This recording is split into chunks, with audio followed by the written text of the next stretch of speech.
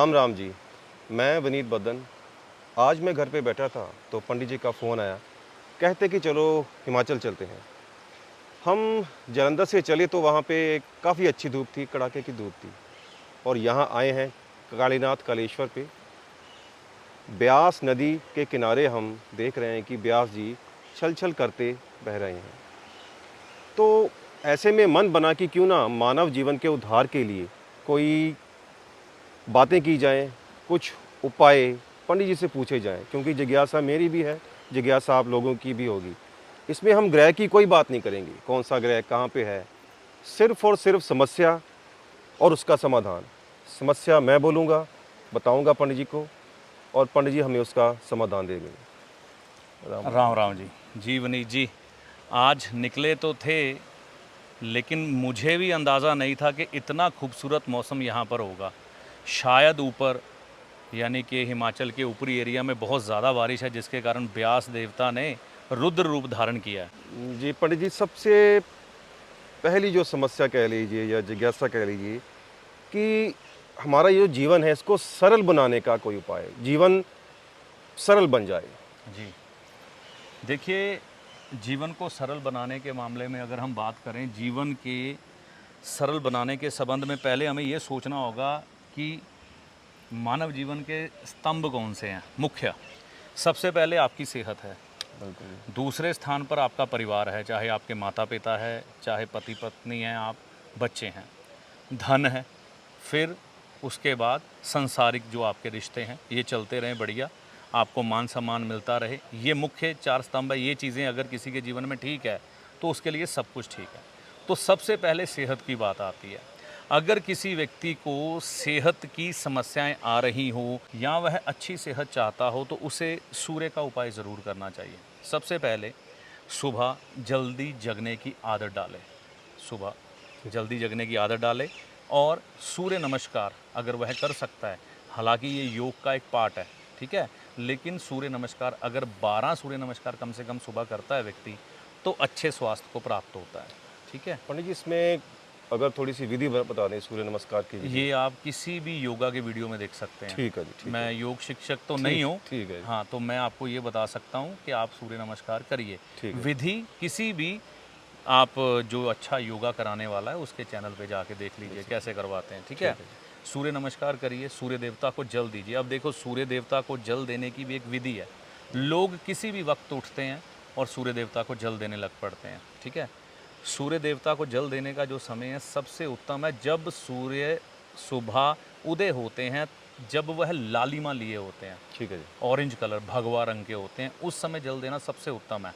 उसके बाद उनकी किरणों में परिवर्तन होना शुरू हो जाता है। फिर पूरे दिन में सूर्य अपने रंगों को चेंज करते चले जाते हैं, मतलब उनका स्वभाव बदल जाता है। तो ठीक है जी। अच्छा स्वास्थ्य लेने के लिए जो सूर्य को जल देना है वो हमेशा लालिमा लिए हुए सूर्य को ही देना है। इसके लिए आपको भी तपस्या करनी पड़ेगी, क्योंकि सबसे बड़ा तपस्वी सूर्य है। क्या बात है! ठीक है। सुबह एक ही समय पे आता है, कभी भी समय परिवर्तित नहीं नहीं किया, होता, बिल्कुल। कुछ भी हो जाए, तो उसके लिए आपको जगना पड़ेगा, सूर्य आपके लिए नहीं जगेंगे। तो उस समय जल दें। उसके बाद अगर ज़्यादा समस्याएँ घर में सेहत की चल रही हैं ना, गेहूँ, अब इसमें आपको देखना पड़ेगा आपका सूर्य कहीं उच्च का तो नहीं है, ठीक है ना? आप गेहूँ धर्म स्थान यानी कि मंदिर में दे सकते हैं, रविवार के दिन, बहुत बढ़िया, ठीक है? और साथ में आप अगर ज़्यादा सेहत की समस्याएँ हो, पीला हलवा कद्दू महीने में एक बार, जिसको हम पम्पकिन बोलते पम्पकिन, हैं, ठीक है ठीक है जी। ना? वो आप मंदिर में दे दें। और रेगुलर अगर किसी को समस्याएँ चल रही हैं तो वो अपनी पत्रिका से ये ज्ञान ले सकता है। तो सेहत के संबंध में ये, परिवार के लिए देखिए, परिवार देखा जाता है चंद्रमा से, चौथा भाव जो है हमारा घर है। तो चंद्रमा के उपाय सबसे ज़्यादा ज़रूरी है। चंद्रमा के उपायों में आता है भगवान शिव की उपासना, मंदिर में दूध देना, मंदिर में दूध देना, भगवान शिव का दूध से अभिषेक करना, जी, ये सबसे उत्तम उपाय है। ये आप कर सकते हैं। घर में थोड़ी-थोड़ी चांदी खरीद के रखते रहें, इससे भी लाभ रहता है। ठीक है ना? ठीक है तो जी। ये घर की सुख शांति के लिए आप कर सकते हैं। पैसे के लिए भी यही उपाय चल जाते हैं। हाँ, माता लक्ष्मी की आराधना साथ में कर लीजिए। माता लक्ष्मी की आराधना के लिए आप कनक धारा स्तुति अपने घर में लगा सकते हैं। श्री सुक्तम का पाठ आप सुन सकते हैं, अगर आप पढ़ सकें तो सबसे बढ़िया है। नहीं तो गाय को हरा चारा डालना शुरू करें शुक्रवार के दिन, या सफ़ेद जवार, या फिर हरा चारा बुधवार के दिन डालें, ताकि आपका रोजगार, आपका कारोबार अच्छे से चलता रहे, घर में धन आता रहे। सामाजिक लोगों से लाभ लेने के लिए मंगल के उपाय, आप हनुमान चालीसा कर सकते हैं, आप अपने दोस्तों मित्रों को मीठा खिला सकते हैं, उनको कहीं ना कहीं आप अच्छी जगह जो धार्मिक जगह है वहाँ की तीर्थ यात्रा करवा सकते हैं। इससे भी आपके यह जीवन को सुखमय बनाने के उपाय पूरी तरह से काम करेंगे। धन्यवाद जी। पंडित जी। और पंडित जी, एक जिज्ञासा है कि मान सम्मान की प्राप्ति, मैं कहीं ऑफिस में हूँ या मैं कोई दुकान करता हूँ या वैसे ही परिवार में मान सम्मान किसी भी इंसान का, उसके लिए क्या कर सकते हैं जी? देखो, मान सम्मान की अगर आप बात करो, पहले ये जरूर देखो कि देश काल परिस्थितियाँ क्या है, क्योंकि ज्योतिष बिना देश काल परिस्थितियों के नहीं चलता। जी आज के समय में अगर हम प्रैक्टिकल बात करें ना, तो मान सम्मान खरीदे भी जा रहे हैं और बेचे भी जा रहे हैं। बिल्कुल। ठीक है ना। और अगर आप सही बात करो कि आपको कोई अप्रिशिएट करे, आजकल के टाइम में बहुत मुश्किल है। लेकिन फिर भी जो चीज़ सच है वो तो सच है, समय के हिसाब से माननी पड़ेगी। लेकिन आपको अगर प्रकाशित होना है, लोगों की नज़रों में आना है, तो इसके लिए सबसे बड़ा माध्यम है सूर्य। जब सूर्य हमें सुबह दिखाई देता है तो उसे किसी परिचय की ज़रूरत नहीं पड़ती। बिल्कुल। हम अपने आप उसको देखते हैं, प्रणाम करते हैं, अपनी उपस्थिति वो दर्ज करवाता है। जी तो जी। इसके लिए सबसे बढ़िया उपाय है सूर्य भगवान का। सूर्य भगवान के लिए ओम नमो नारायण इस मंत्र की एक माला जाप कर लें, बैठ के विष्णु जी की स्तुति करें, चने की दाल धर्म स्थान में दें, और झूठ खाना छोड़ दें। झूठ मतलब झूठा भोजन, पति पत्नी पे ये लागू नहीं होता है। ठीक है। ठीक है। झूठ खाना छोड़ दें, झूठ बोलना छोड़ दें। ठीक है। ठीक है। ये आप ध्यान रखें। और अगर किसी से आप वादा करें तो उसको निभाएं। हाँ, सत्य का साथ देने की ज़रूरत है। अगर आप सत्य नहीं बोलेंगे, सत्य का साथ नहीं देंगे, तो सूर्य अच्छा नहीं होगा। मान सम्मान सच ना बोलने वालों को भी मिलता है ना। जी और दूसरे लोगों को भी मिलता है जो इस आचरण पे नहीं चलते। लेकिन वो झूठा मान सम्मान, खरीदा हुआ मान सम्मान होता है जो पैसे दे के मिलता है। जी। जी एक जो व्यक्ति की तारीफ करने वाली बात है ना, ये कहते हैं उसकी पीठ सुनती है। तो पीठ सुनने का जो काम होता है यह सूर्य का होता है। परमात्मा ने देखो मोहर लगा दी इस बात पे। क्या बात है। बिजली चमकी। चलिए तो देखिए। राहु देव नाराज हुए हैं कि झूठा झूठा मान सम्मान ना ये चीज़ राहु का होता है। है। कहाँ वाह कहते हैं वाह सूर्य की तरफ ले जा रहे हो। वाह। क्या बात। जी। वाह जी वाह। पंडित जी, आप बहुत ही खोल के बात आपने समझाई। हाँ जी पंडित जी, अगला जिसके लिए मैं भी काफ़ी उत्सुक हूँ, आजकल बहुत ट्रेंड भी है, विदेश का बहुत ट्रेंड है, तो कृपया आप बताएं किसी जातक के लिए विदेश जाने के लिए कौन से जनरल उपाय वो कर सकता है? देखो, विदेश जाने के लिए सबसे पहले ये समझना है कि आपकी कुंडली में विदेश जाने का योग है कि नहीं। बिल्कुल जी। यहाँ पर हालांकि हम बात कुंडली की नहीं कर रहे, जी जी। हम बात कर रहे हैं जनरल रेमेडी की। जी जी। तो सबसे पहले 12वां घर जो है ये विदेश को रिप्रेजेंट करता है। आप हवाई यात्रा करके समुद्र को लांघ के दूसरे देश में एंट्री कर जाते हो, या जैसे भी। जी जी। तो सबसे पहले आपको 3 ग्रहों का सहारा चाहिए जो आपको विदेश ले जाते हैं। विदेश का मतलब क्या है? राहु। राहु, बिल्कुल। वहाँ पर आपको अंग्रेज़ मिलते हैं, यानी कि आपकी धर्म, आपके कल्चर का टोटली डिफरेंस होता है, और हम विदेशियों को राहु की गिनती में गिनते हैं। बिल्कुल जी। जिस व्यक्ति का राहु बढ़िया होता है वो विदेश जाता है। जी तो राहु बढ़िया करने के लिए आप एक कार्य कर सकते हैं, सरस्वती माता की आराधना। जी। क्योंकि आपको किसी प्रकार की रुकावट ना आए। अगर रुकावट आई तो वो राहु ही देगा। बिल्कुल। तो हमको राहु की देवी माँ सरस्वती को मनाना पड़ेगा। बृहस्पति को अच्छा करना पड़ेगा, क्योंकि जहाज हवा में उड़ के जाता है। तो यहाँ पर बृहस्पति अच्छा होना चाहिए, यानी कि आप पीपल के पेड़ की सेवा करनी शुरू करें, अपने बुजुर्गों से आशीर्वाद लें, और आपका पेपर वर्क अटकना नहीं चाहिए। अब पेपर और वर्क ये सूर्य और बुध के अंतर्गत आ जाता है, क्योंकि सरकारी काम होना है तो इसमें सूर्य भी इन्वॉल्व होगा, इसमें बुध भी इन्वॉल्व होगा। आप इसमें कन्या पूजन कर सकते हैं, आप छोटी छोटी कन्याओं का आशीर्वाद लें। आप किसी सरकारी संस्थान में पीपल का पेड़ भी लगा सकते हैं, रविवार के दिन नहीं, गुरुवार के दिन। और नीम का पेड़ भी लगा सकते हैं, क्योंकि पवन पुत्र हनुमान है। जी। तो हनुमान जी ने भगवान राम को कंधों पे रख के लेके गए, तो इसमें मंगल की भी भूमिका आती है। जी। और साथ में केतु, क्योंकि केतु ने सफ़र कराना है। तो केतु के लिए झंडा आप मंदिर की छत पर लगाएं या घर की छत पर लगाएं। ये सबसे बढ़िया उपाय होगा जो लोग विदेश जाना चाहते हैं उनके लिए। एक पंडित जी और जिज्ञासा है कि भाइयों के बीच में, परिवार के बीच में प्यार, बेसिकली भाइयों के बीच में प्यार, 2 भाई हैं, 3 हैं, 4 हैं, आजकल देखा जाता है कि थोड़ा मनमुटाव हो जाता है। तो भाइयों में प्रेम बढ़ाने के लिए कि उनमें अनबन ना रहे, उसके बारे में कोई जनरल उपाय प्लीज़ बता दीजिए। देखो, भाइयों को रिप्रेजेंट करते हैं मंगल। जी। मंगल की ऊर्जा वह ऊर्जा है जो भाइयों का एक तरह से प्यार दिलाने में आपको सबसे ज़्यादा ज़रूरी ऊर्जा मानी जाती है। जी तो मंगल को अच्छा रखना सबसे ज़्यादा ज़रूरी है। जी जी मैं ये कहता हूँ किसी भी भाई को, है ना, अगर कोई भाई है तो उसको राम नाम का जाप ज़रूर करना चाहिए। एक माला राम नाम का जाप करें, जिससे कि हमारे ये जो होंठ है ना, नीचे का होंठ है मंगल बद का, ऊपर क्या का बात होंठ है मंगल नेक का, है ना। तो जब हम राम नाम का जाप करते हैं तो हमारा मंगल नेक होने लग पड़ता है। नेक मंगल में राहु का असर कभी नहीं मिलता, ठीक है ना।